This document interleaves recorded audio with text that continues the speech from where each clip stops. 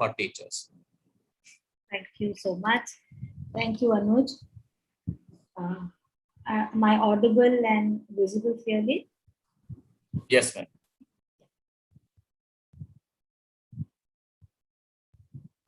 So, yes, ma'am. Yes. So, hello everyone, and thank you for joining in for today's session. Today we are here together for understanding a very important aspect about classroom management. So before I start with the session, some ground rules that I need to set is that feel free to ask any queries that you have in your mind. You could post it in the chat, and Anuj can, we can take some pauses intermittently, and Anuj will read out the questions and I'll try to answer them. And also towards the end, maybe 5 or 10 minutes, I will be assigning to answer your queries. So whatever doubts that come in your mind, or if you want to suggest something, feel free to do that. Okay. So I am going to actually start with my session with a question. And it's going to be very basic. So what does classroom management mean to you? Okay. And I would request Anuj to share the messages in the chat with me. So I'll repeat. I started with a question. What is classroom management? Engaging students gainfully. Monisha ma'am has shared that. Okay, great. Yes. Okay, more teachers are trying to share. So quickly, teachers, just share what do you mean by classroom management. Achieve better learning outcomes. Okay. Okay. You may also share in the chat what is your expectation from today's session. Okay. Involving everyone fruitfully, engaging students, student-centered class, better understanding with fun, students taking full interest in the class, designing a classroom for all, engaging students with activities. Okay. All right. So I'm so glad with the kind of responses that I have received, simply because none of you all said that it is about discipline, it is about having an orderly arrangement or a proper organization. Okay. So, contrary to the normal belief that generally we have, is that classroom management is about discipline, having a class which is absolutely quiet, and if your lessons go the way you have planned, with all of them just seated quietly in an orderly manner, we say that my classroom was well managed. So that is not the correct thing. So I'm so glad that all of you spoke about being student centric and achieving learning outcomes. So most of the thing is already understood by all of you. So I am going to be actually addressing the other issues or expectations that you people will have in today's session. So feel free to put that also in the chat. Okay. So right now, what I'm going to do is share my screen and take you through some of the aspects. And as I said, I would expect all of you to participate actively in this session. So is my screen visible?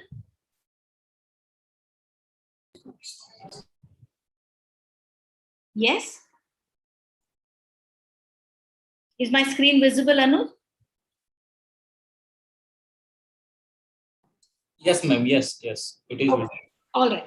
Okay. So once again, welcome to the session. I'm going to move ahead with what is classroom management. Okay. So first, classroom management is anything and everything that the teacher does in order to create a learning environment which is suitable for the students to reach the outcomes and also have a social emotional development in the child. So as I said, everything with respect to content, what is the curriculum, lesson planning, what kind of activities, how does the teacher manage the time, what should be the seating arrangement, what is the type of teaching style of the teacher, okay, what kind of rules and routines and rewards and punishments that are set for the class, everything together, put together, comes under classroom management. So as I said right at the beginning, that it is not about discipline, it's not only about having an orderly class, okay, it is a whole lot of things. And that is why classroom management becomes a very, very crucial part of the teaching and learning process. We know that a lot of times some teachers are extremely efficient in managing the class. You enter the class, you spend 5 to 10 minutes in that particular class, you know that it is a well managed class, you know that, you know, the rules and the routines, everything is fixed in that particular class. Students answer at the right time, they follow a particular behavior, and you know the overall classroom environment is very vibrant, you know, and all of them participate. So that's about a well managed class. So needless to say that there is a lot of skill and a lot of aspects that are taken into consideration when we talk about classroom management. Okay, so there are three main components of classroom management. One is content management, the other one is conduct management, and the third one is covenant management. So content management is what it includes, maybe the instructional management, or the year plan, the curriculum plan, the lesson plan, and time management, the teaching style, the pedagogy, all of that will come under content management. Conduct management is about setting the rules and what kind of rewards and consequences, you know, that we need to set with the students right at the beginning. You know, when we introduce ourselves to a particular class, maybe the first day or the first week, we always invest in setting the rules and routines for the class. We say that this is an accepted behavior and this is not an accepted behavior. This is my expectation with all of you in the class. Okay, so all that will come under conduct management. So covenant management is one aspect of classroom management which is not that much paid attention to, but it is, according to me, one of the most important aspects. So covenant, the meaning of the word covenant is promise or an agreement. So what kind of agreement are we talking about? We're talking about the agreement between the teacher and the student, the agreement between the student and the other peer students. Okay, so what kind of agreement? To build a kind of trust, healthy relationships in the class. So even today, when we talk about who was our favorite teacher, so the teachers that come to our minds are not the ones who are very good at their subject or very good at their content, but the teachers, our favorite teachers, happen to be the ones who understood us, with whom we had a good rapport, who kind of motivated us, you know. So that is why this is very, very important, that we have a trustful relationship, a rapport with the students, because once you're able to build that, it is a win-win situation for the teacher as well as for the student, because overall the culture of the class is such that, you know, everybody wants to participate in the learning process. The students will obey you, students would like to do what you ask them to do, contrary to, you know, a lot of times you feel that you tell them to do this, but you know, they don't pay heed to what you're saying, so it becomes a bit of challenge to get it done from the students. But once a rapport is built with the students, then having social emotional development, which is a very, very important aspect in the development of the child, even that is taken care of when we speak about classroom management. So these are the three main components of classroom management. So in today's session, I am going to be talking about some general rules of classroom management or some general techniques, which is going to be applicable both to physical classroom as well as virtual classrooms. Okay, because the philosophy remains the same, more or less. Only thing is, certain additional skills are required in case of managing a virtual classroom. We'll be talking about that towards the end of the session. But as I said, the general rules remain the same.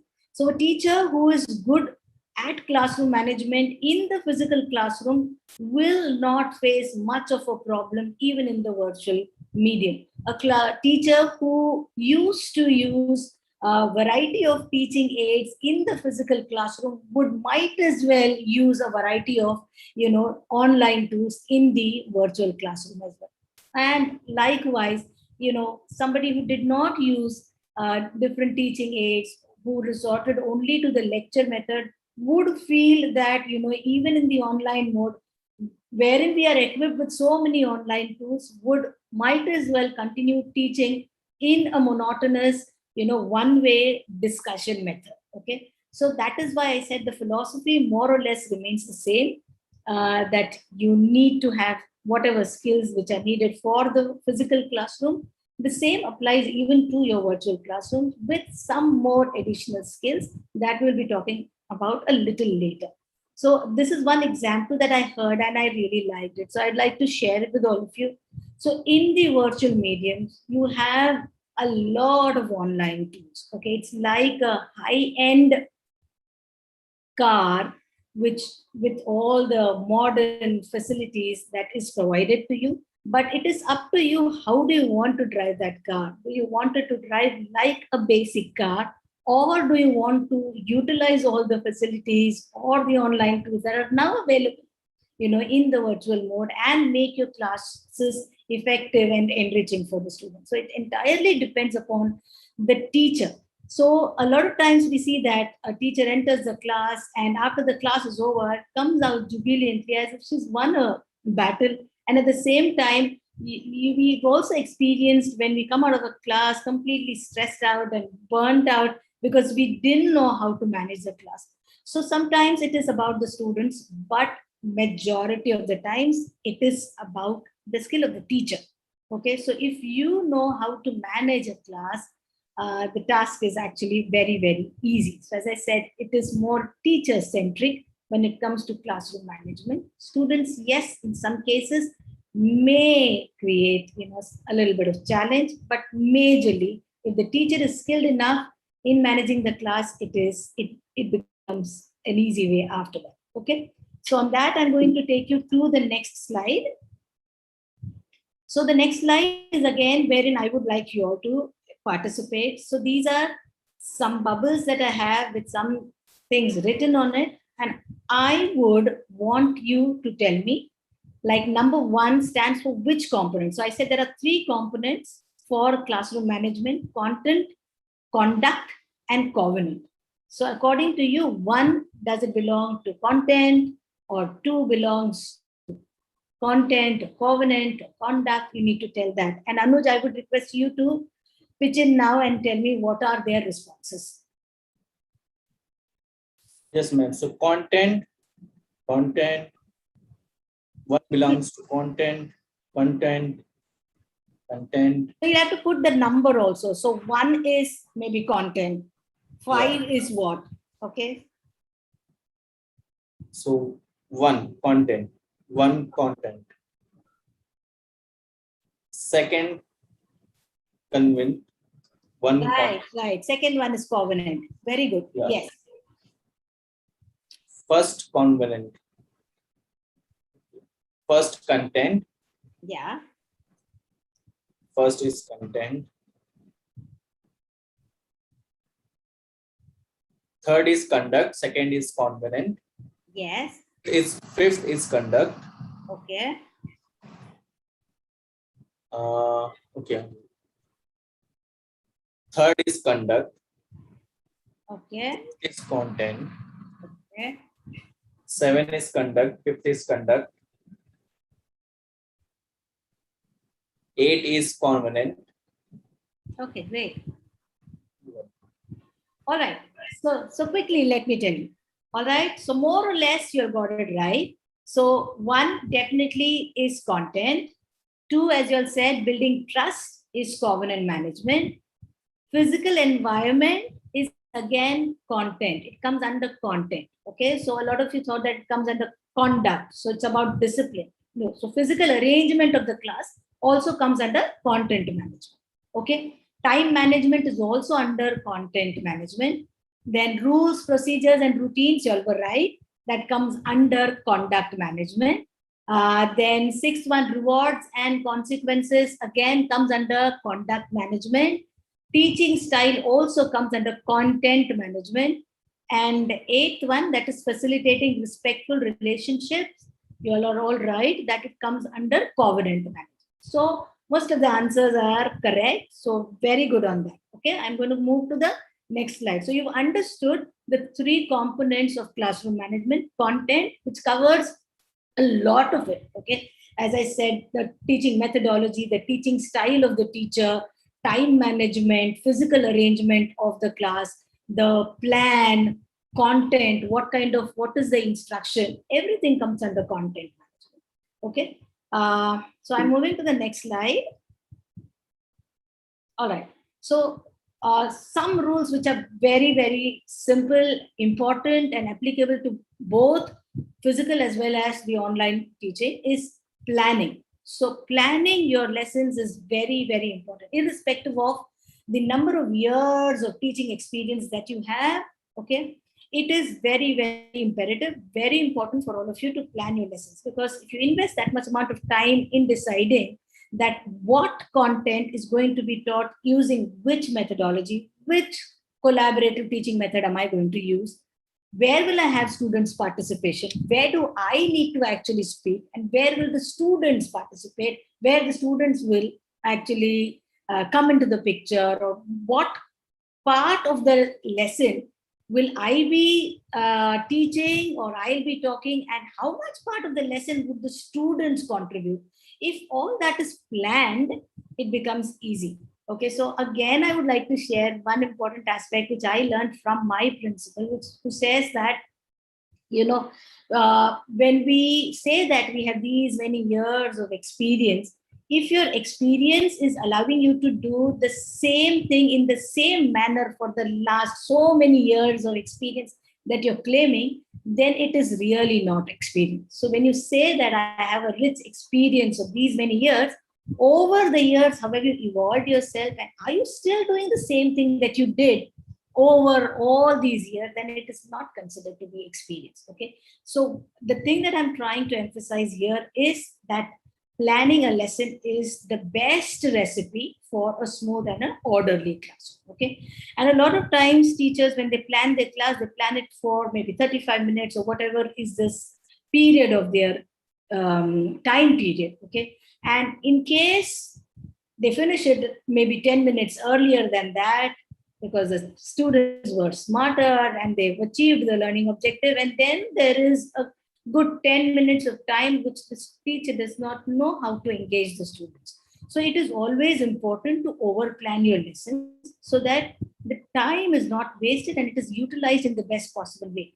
So when you're talking about downtime, that is there in the classroom, because there are so many other responsibilities that sometimes in the physical class you're going through the class and you're also correcting the notebooks. So that time, what are the students doing? Have you thought of that? Have you thought of any engaging activity that you could indulge your students during the downtime? So practically, as I said, that your classes have to be planned in such a way that the downtime is minimum. Okay, and if at all it is there, how are you going to engage them?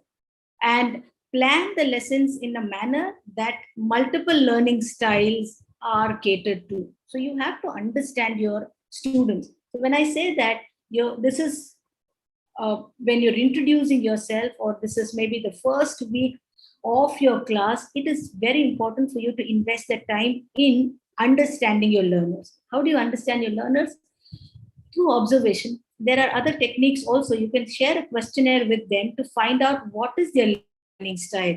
Are they kinesthetic learners? Do they like to learn by doing, or are they visual learners, or are they auditory learners? So what type of learning styles do your students have? It is very important for you as a teacher to understand that. Okay, because once you get that, you'll be able to plan your lessons in a manner so that all the students in the class are benefited from your class. Okay, I move to the next slide. Okay, now As I said, classroom management, majority or major chunk of it depends upon how effective is the teacher. So, what are the characteristics of an effective teacher? I'm sure everybody knows this. I'm going to quickly take you through all of this. So, let's introspect each other. Okay, let's introspect and find out whether we meet all these characteristics or not. Okay, so first and most important aspect about classroom management is the subject knowledge. Okay, so we have to be masters of our material. So that if you are master of your subject, more than half the battle is won. Okay, so that is the most important thing. So instead of investing your time in maybe things which are not that important, I would suggest first equip yourself, strengthen yourself with respect to your subject knowledge. Okay, so that is the most important thing. Second, having the content knowledge, be well prepared and well organized. A lot of times we see that teachers do have the content knowledge, but they don't know how to organize it. Probably, they don't sequence it properly. They don't know when to have an activity in the class. They start with an activity, and then there is a chaos, and then they don't know how to, conclude an activity and reach the outcomes. So it is important for you to be well prepared with respect to how you're going to sequence the various activities in the class. Okay. Third, and the most important thing, you have to be enthusiastic. So the energy, the passion, and the enthusiasm of the teacher plays a very, very important role in classroom management. Nobody likes to listen to a teacher who's not energetic, who's not enthusiastic about what she's talking. So even today, if I am not as enthusiastic about the topic that I'm talking to, you may not be interested in listening to what I'm saying. So enthusiasm, energy, passion is very, very important. You have to be warm and approachable. So, if I'm stern like this and talking to you, you know that we're talking about building relationships, building rapport with the student. You have to be approachable. You have to be warm with the students. Students should feel a kind of connect with the teacher. And you have to be alert and watchful. Be firm and reasonable. You have to be fair and consistent.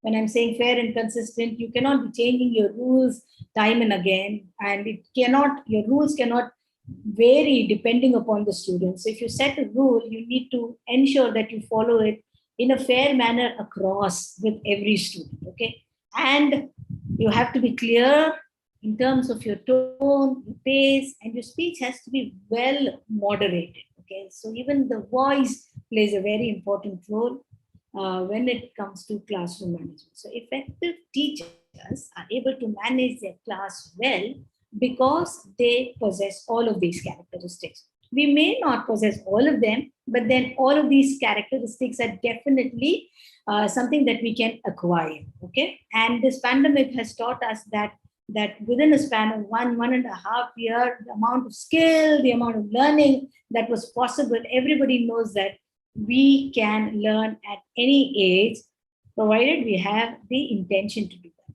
Okay. So effective teachers, as I said, manage their instruction effectively. That goes without saying.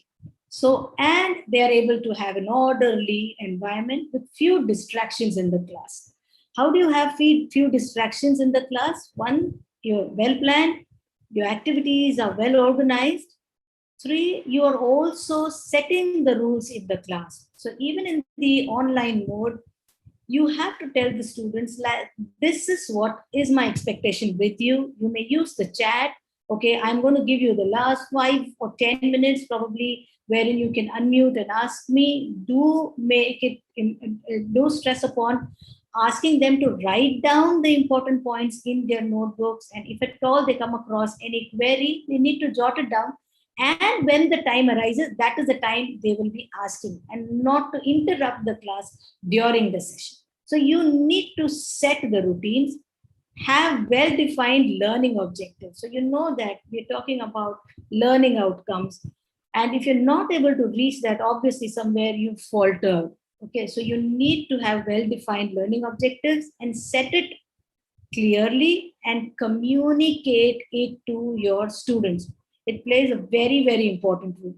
So if you say that by the end of the class, I want my students to do this, to list down the differences between this and this, say that to the students in the beginning of the class. So in the next 35 minutes, children, this is what you're going to be learning. And at the end of 35 minutes, you all should be able to draw the diagram. You should be able to explain the characteristics. You should be able to analyze the differences between that. So set it across and communicate it to your students. That's very, very important.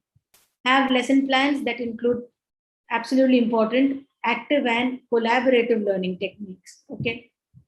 In the virtual mode medium, more important. Okay. So you have to also organize your instructional aids and plan your assessment. What kind of assessment are you going to have? And what will be the frequency of the assessment? When will you have it in a class of 35 minutes? Are you going to have it only at the end of the 35-minute period, or you're going to place it somewhere in between? When you finish teaching one particular unit, you can have a small quiz. Okay, so that will make your class more engaging for the students. It will help them to you to draw them towards your class. Variety of teaching methods and practices, that goes without saying, that if it is one way, only monotonous lecture method, it's not going to help. So a variety of teaching methods like KWLS, QAXP, lecture method, demonstration method, discussions, debate, all of that could be included in teaching methodologies. And you have to pace the lessons according to your learners, and allow ample opportunities for your students to reflect on their learning. It's not that only you go on teaching. Give time for the students to also reflect on the learning. So you can always end your class by saying that I want you to note down that what was the learning from today's class, what did you like the most, and why did you like that, what is it that you would like to know more, and how are you going to what are the resources through which you're going to learn that. So always reflections play a very, very important role. Okay. And whether your class materials, resources are all available prior to the class, or in between the class you decide that, oh, I should have brought this, next time I get it for you. So it also speaks about how orderly and how organized you are as a teacher. So in order to avoid wastage of time in the class, see that whatever resources that you need, you have it well in advance. That's very, very important. And have vividness. So vividness is a very, very important aspect of classroom management. Some of the teachers, vividness is to be aware of what is going on in the class. So you must have come across teachers who say that even when they have their when they turn towards the classroom and they have their back towards the students, they say that I know the boy on the last bench, I know what are you doing. So I know that there you have your tiffin open. So a lot of times teachers are in their excitement of conducting the class, they probably fail to notice and observe a lot of things that happen in the class. And some of them are able to multitask that, along with the teaching, they know exactly what is the response of the students, and they are very watchful, very aware of what is going on in their classroom. So you must have heard of students saying that, we cannot do these things in that teacher's class because I don't know how she comes to know, but she knows that, what is happening in which corner of the class. So vividness is again one skill that, teachers need to have in order to manage their classes well. Okay, I'll move to the next slide. With that, I'm now moving to managing the virtual classes. So what I spoke until now is applicable to both physical as well as the virtual classes. So as I said, in your virtual medium, which we all have been doing for the last 1.5 year, and kind of we are, we've mastered a lot of it, about it, and some of us are still learning. We are all learners, we are all learning. Okay, so I'm now going to be talking about how to manage your virtual classes. Okay, so this I am going to talk in with respect to 4 aspects. One is what kind of technology that you need. 2, what kind of learning environment that we need to have. Or third, We could be what kind of skill that the teacher needs to possess. And fourth, the most important aspect about managing virtual classes is what strategies do we use to engage the students. Okay, so again, let me repeat it for you. Managing virtual classes, I'm going to be talking with respect to these four areas. One is what technology do we use? Two, the environment. Three, the skill that the teacher needs to possess. And four is the uh, engagement tools. Okay, so with respect to technology, so by now we're all aware that whether it is Microsoft Teams, whether it is Zoom, whether it is the Google Classroom, whether it is WhatsApp, whether it is YouTube. So we choose a proper virtual technology. Okay, and when you're choosing that, a lot of times we don't get to choose. It is the school which decides what technology you're going to use. But then when you're using a technology, the things that just to be kept in mind is whether it is reliable and whether it is stable. To understand it, to understand the various features of that particular technology, it is important to run trials, to try it out many times before you actually finalize it. When it comes to technology in the online medium, you also know that a good set of headphone and a microphone also plays a very important role. So invest in a good technology. So when you're talking about Teams or Google Classrooms, are we looking for only video conferencing tools, or are we also looking for a complete learning management system which will also give me video conferencing? Along with that, does it incorporate or embed with it maybe assignments and a lot more other facilities which are available in a lot of technology which is available these days? Okay, so it is important for you to choose the correct technology, and that you could do it in consultation with your colleagues, with the members in the school. But then, as I said, it is important for you to run trials and then finalize it. Okay, when it comes to taking a class, so let's say I have chosen that this is the platform through which I'm going to conduct my class. Once that is done, the connectivity plays a very important role. So what kind of network connectivity are you looking for? How reliable it is? The place that you choose for conducting a virtual class is also very, very important. With respect to even at home, when you're conducting, some corners of your home have better connectivity. So you need to identify that area which gives you better connection, and you choose that for your virtual classes. And at the same time, see that it is well ventilated, well lit. A lot of times we see that, the teacher, when you turn on the camera, it's like really dark and you're not able to see the person.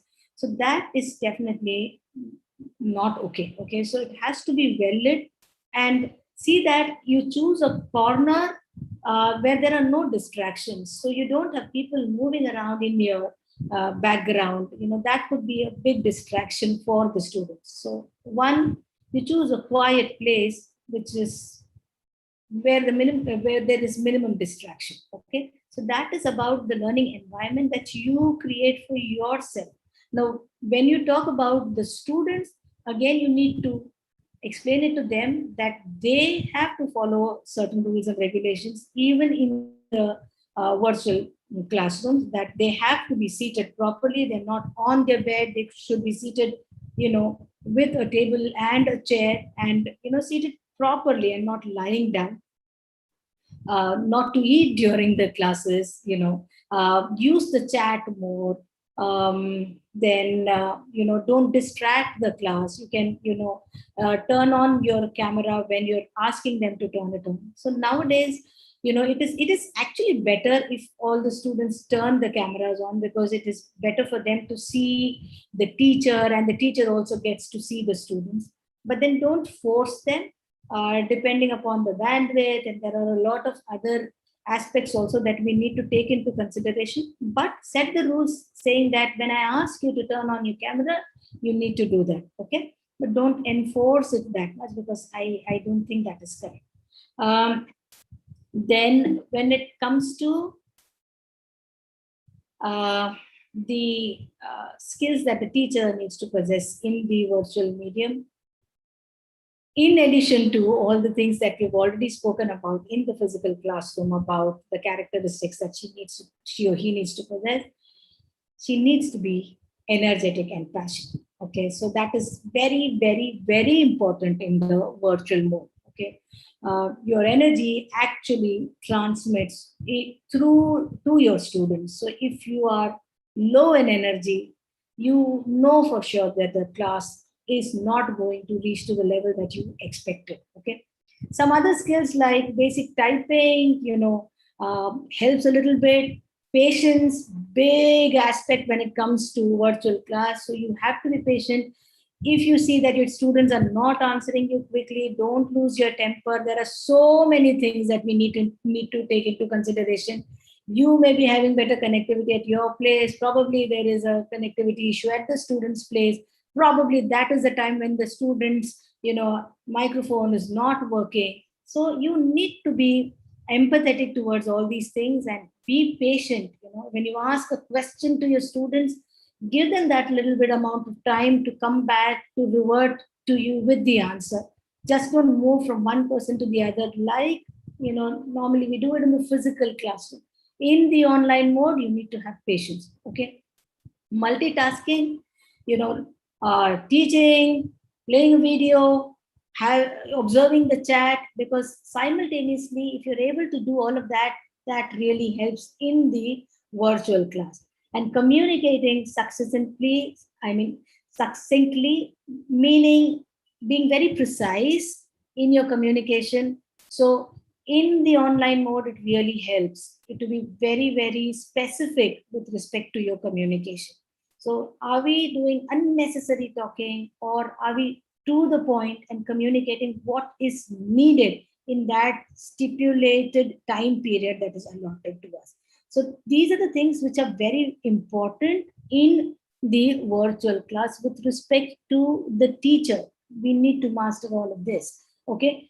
And the most important aspect is how do we engage the learners? So this is one big challenge that most of the educators face in the online medium, saying that we are doing what we can do best, but we are not very sure whether the students are able to get it, where I'm not getting that kind of an engagement that I normally get in my physical class. They don't respond to, they don't answer. So these are some of the challenges. And to meet these challenges, there are a lot of solutions. Okay, so how do we engage our students? One, you could ask thought-provoking questions. Okay, so if your class is interesting, it goes without saying that students are going to be engaged. Okay, so if you are able to arouse interest in the minds of the students, now how do you arouse interest in the minds of the students? It again depends upon your topic, your skill, how creatively you're able to do that. But then if you're not able to arouse interest in the topic, the learning outcomes are not met in the right way. Okay, so ask questions which are challenging, which are thought provoking. If you pose a question which is like really out of the box, sometimes it can be, it may put the students completely in a shock, saying that God knows what could be the answer for this. Okay, or they may just say that this is not my cup of tea, and they're completely disengaged from the class. So you have to understand your learners and keep challenging them depending upon your topic. Okay, so you have to have some thought-provoking questions ready with you. Use the chat as much as possible. So you cannot say that, come on, when I am teaching, why did you put that question in the chat? Okay, maybe only the last 5 minutes is what is allotted for chat. I would not advise that, simply because the students are not in front of you. They are, distantly placed. If they are not able to communicate with you and with the fellow students, even through chat, I don't think that is correct. So encourage more of chat conversations. Okay, don't limit or don't go for too much of moderation of the chat. Give them that liberty to use the chat. Sometimes it may be relevant to the topic, sometimes it may not be, but I would say that give them that liberty. But if you think that it goes over the board, it's going to be wasting your time, you're getting interrupted or disturbed because of that, then definitely set the rules correctly, saying that this is not allowed. But as I said, they are distantly placed, they're all away from each other, they don't get to connect with their friends, with their uh, other students. So I think it is important that you allow them, give them this liberty to use the chat as much as possible. Okay. Use different methodologies, as I said, think, pair, share. I've just listed some of them here. There are a variety of teaching strategies that could be used in the class in the virtual mode. And I would definitely list, brainstorming could be done very easily in the virtual mode. You could have breakout room sessions, which are a huge hit among students. The peer teaching method works brilliantly in the virtual mode. So instead of you doing the talking all the time, you could allot some topics to your students, and trust me, they come out with ideas which are brilliant. You'll be really surprised with the way they present. But one thing that we always need to keep in mind when we are giving the reins, or when we are asking the students to present a particular class, or to teach a particular class, you need to have a control, saying that while you're observing, when they are presenting, see that their learning outcomes are met. Okay, whether the central idea or the important concepts which are there in the lesson, are the students meeting it? And if they're not, those lacunas or those gaps, you need to then actually pitch in and facilitate the discussion. So it should not be that this particular topic is now divided for the students to do, and you're observing and just giving the feedback at the end. So you need to fill in the gaps. Okay, you need to fill in, find out if the way the students are presenting is good enough, or do you also need to facilitate the discussions or facilitate the conversations that are happening. Okay, so that is important. Use animations. So depending upon your learners, which grade they belong to, animations I think work well in any grade. Okay, so if you're talking about preparation of a PPT for your primary graders, you know that you need to have a lot of videos, you need to have a lot of colorful pictures and GIFs and all of that. So that interests them. Even for the higher classes, in a plain PPT, suddenly if there is a GIF, you know that the students are instantly connected with you. So these are techniques which are important. You may feel that, oh, do I need to now think about the content, or do I need to talk about, do I need to, invest my time in deciding what kind of GIF will I be using? It is important because, we are talking about learners who are millennials, and we need to actually use methodologies which interest them. Okay, because at the end of it, you're teaching it to them. Okay, so that is important. Gamification, again, something which really connects well with all the age group of students. So Minecraft is one tool which I think students go crazy. They all like it. So how do you use Minecraft in your class to teach your students? Even concepts could be very well taught through Minecraft. So gamification again is a very important aspect in the virtual mode. Use a lot of collaborative tools, Padlet, whiteboards, a lot of them which are available. So I am now going to ask you all, I'm going to actually share, just a minute. There will be a Mentimeter activity that I would want all of you to do. Anuj, can we do that now? It's actually, yes, ma'am. Yeah? Yes, ma'am. Yeah. So I'm going to present my screen. And if it is visible here, if I do this, yes. Okay, go to menti.com, all of you, and type in the code 47118954. And what do I want you to do? I want you to list the tools that you have used in your virtual class, which you think are best, okay, for student engagement. So there are so many tools which are available. So I want you to list 3 best tools according to you for student engagement. Okay, so again, I'll repeat, go to menti.com, and this is a code that is there, 47118954.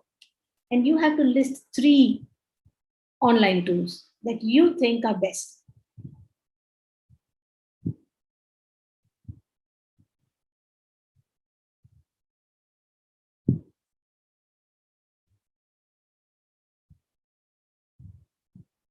I hope they're able to access it. You can put it in the chat if you people are able to access it. Yes, yes, I can see it. Yes. Word wall, Nearpod, Padlet. Great. Okay. Just go to your browser, type menti.com, and put the code 47118954, and then just share like what tools you see useful for student engagement. Okay.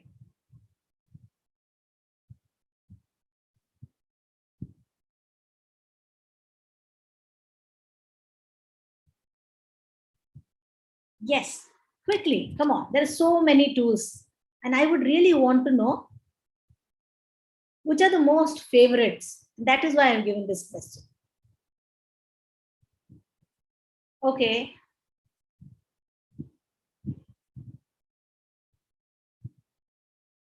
All right, great. Some of the teachers have shared in the chat as well, like Peer Deck, Nearpod, Slido, World Bank, Okay. or Brain Teachers. All right.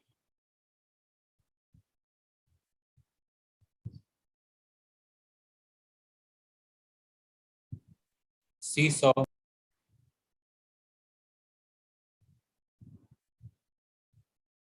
Okay, Linoid.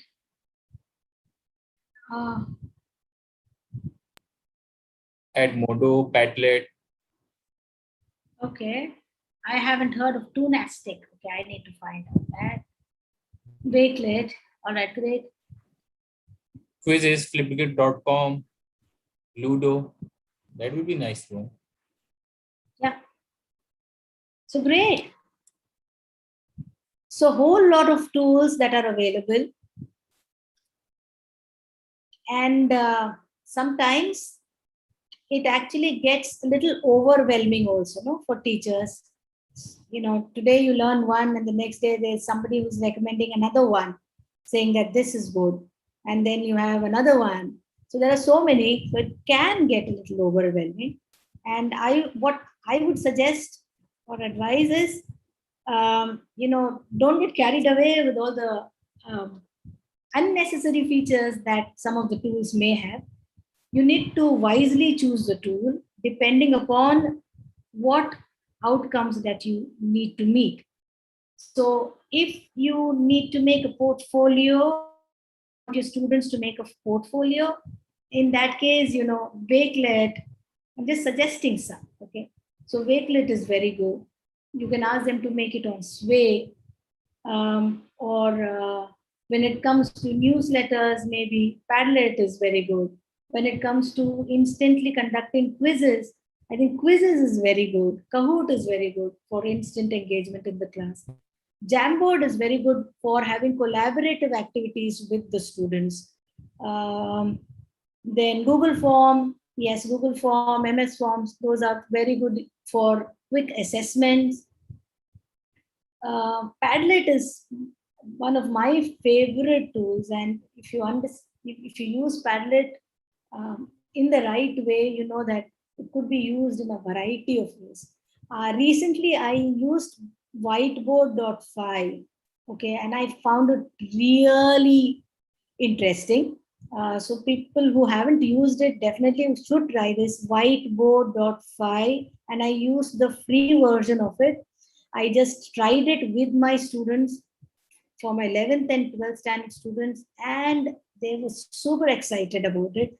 After that, every class that I took, they first asked me to share the code for the whiteboard. Okay, So even for maths teachers, there are some features in whiteboard file which could be very useful. So I would really want all of you to try that. It's very, very easy. And you have a lot of tutorials which are available on YouTube for any of these applications. So I prefer to go for, the 10 minutes, 15 minutes tutorials that are available, and then explore it to my heart content. Okay.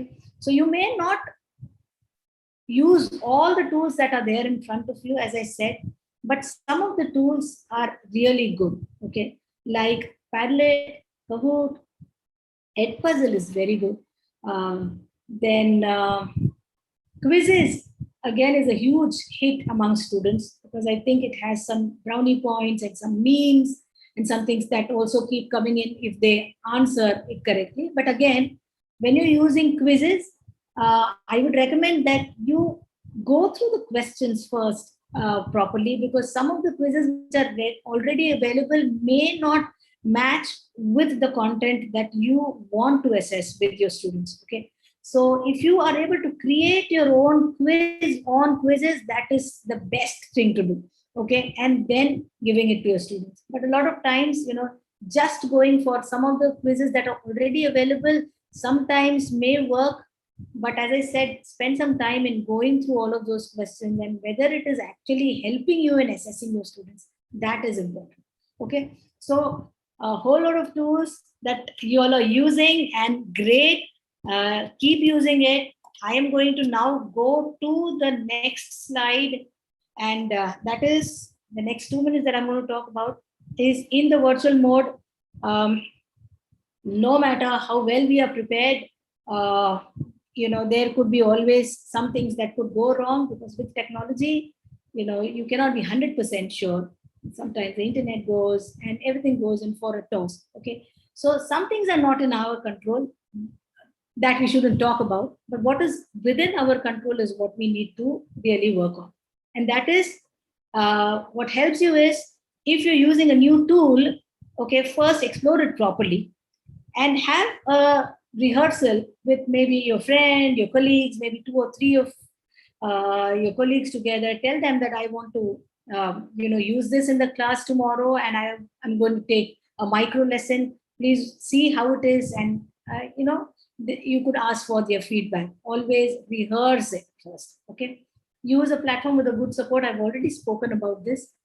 When you're in taking your class in the synchronous mode, whether it is Zoom, whether it is Teams, whether it is your Google Meet, if you want to share your videos, it is always better that you download it and not stream it directly. Okay. Online streaming may cause a little bit of problem, internet and all of that. But if you download it and stream it, it is going to be a smooth sail. Do not have too many applications open at the same time. Okay. Decide for these 35 minutes of my class, what are the applications? Maybe 1 or 2. Don't load your class with too many tools and too many applications. That's only going to be a lot of confusion. So decide which tool is the best tool to reach the learning outcome for this particular unit or this topic. That is what you should be deciding. Okay. And the most important aspect is keep it simple and engaging. And this works anytime for any class, whether it is physical or with your online classes. Okay. Keep it simple for yourself and also for your learners. And it has to be engaging. Otherwise, it doesn't serve the purpose. So this is the last slide that I have. And this is one quote that I really like. And I would like to end it with this, that it's no use going back to yesterday because I was a different person then. So this is from Alice in Wonderland. And the relevancy of that is with respect to the various online tools that we've learned today. Some of the schools have opened up, some haven't, some of them are following hybrid model. So irrespective of how it is going to be in the future, whatever we've learned today, we are definitely better than what we were earlier. So when we go back to our physical classes, do not forget to use all these online tools that you have used now. Use it to in the most optimum way to engage your learners. That will really help your students. Okay, so on that, I'm going to end my session and ask Anuj to tell me if there. I'm sorry, I think the time extended by 10 minutes. No, ma'am, it's a wonderful class. Don't worry, ma'am.